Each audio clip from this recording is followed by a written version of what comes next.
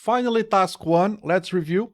So task 1 is create the inventory file and also Ansible CFG and with some configurations there, okay? So first you need to configure, install all the packages. This is what you need to do if you're using a full-fledged RHEL system. The rest of the instructions are for installing on Rocky. I have made a separate video about installing this on Rocky. Go and check it out first and then come back. So this is the premises. This is what I want you to do.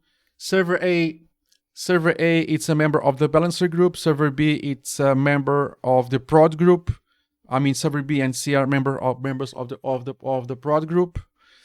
Server D, it's member of the dev. Server D, it's also a member of the test, and the prod group, it's also a member of the web service group.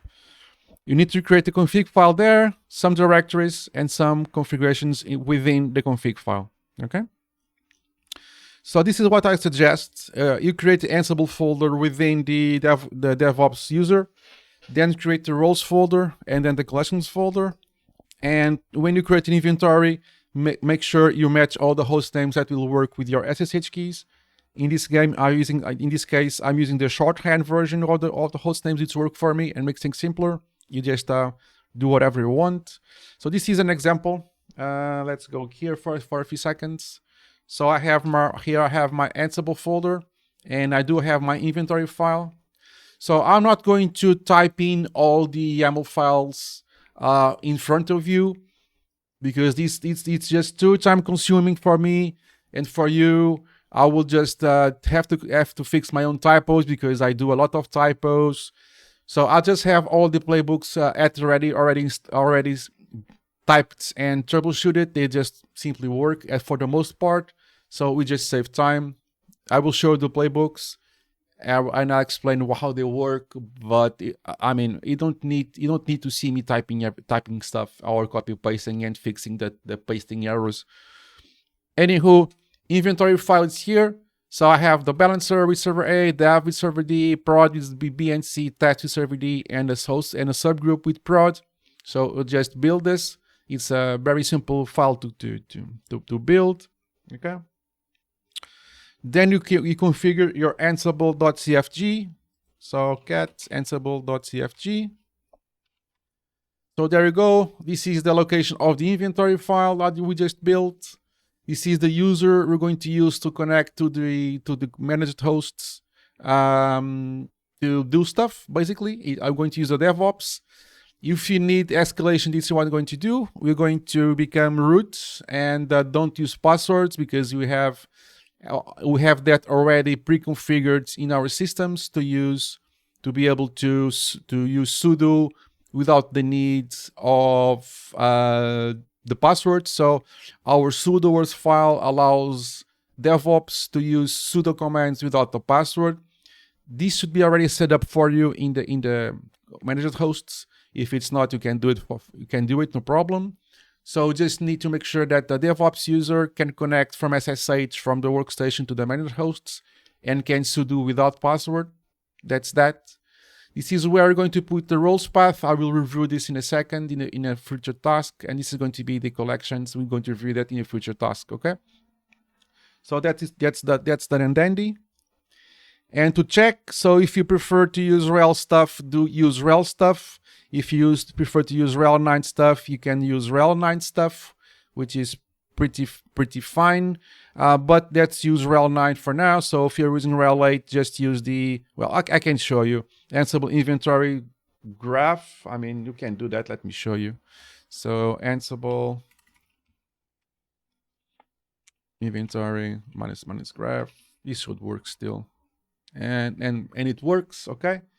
So, but I highly recommend you get acquainted and at least make sure that the RHEL 9 stuff works before you progress, because you may lose some marks if you don't even if you don't use RHEL 9 stuff throughout the exam. Just make sure that it's there, okay? So don't lose. You don't have any chances of losing marks. So you need to download, if you're using Ansible Navigator, you need to download. If it's not pre-made for you, most likely is, but you need to download or at least check to see if the image is there. Okay, so let me show you. In my case, I already have the image, so Podman, images. It's already there. CC is going to be the image I'm using because I'm using Ansible Navigator for version 4. So if I do Ansible Navigator minus version, it's a 24.2. So you download the 24 Podman image and it should be good to go.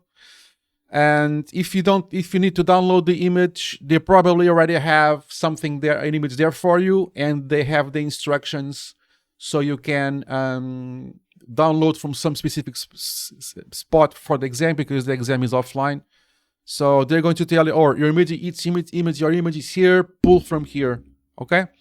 In this case, I had to do Podman. I'm not going to do this because I already did that. Podman login. I would log in to my free Red account. You can just do something like Podman login registry.redhat.io. This is you need to log into this repository, but it's free to use, and you can then download your image.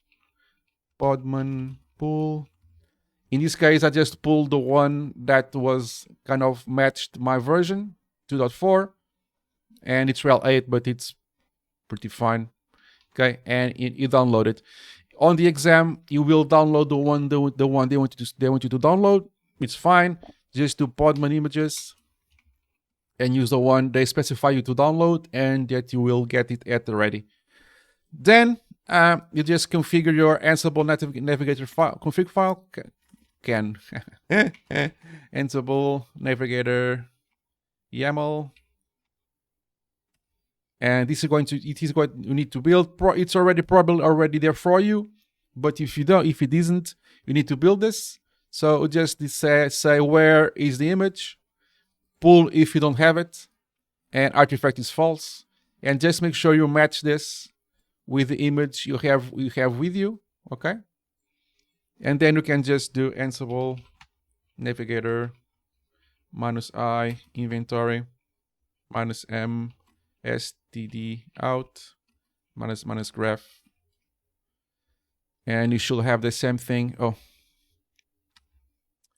what did I do wrong? Did I do wrong? Oh yeah, inventory. I'm always looking at my notes, but I will make these kind of mistakes throughout the video series. You know me, for ready to know, I do lots of mistakes like this.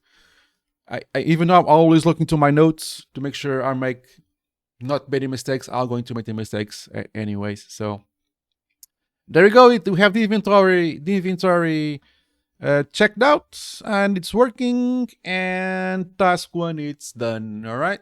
So task 1 is done. You just need to get things installed and set up. Watch this video as many times as you wish, and create the inventory file, put things in there, and make sure that Ansible and Ansible Navigator, it's working fine and dandy, and you should be good to go. So yeah, task 1 is done. Like, subscribe, and comment. It will help, and I'll see you in the next one. Cheers, guys.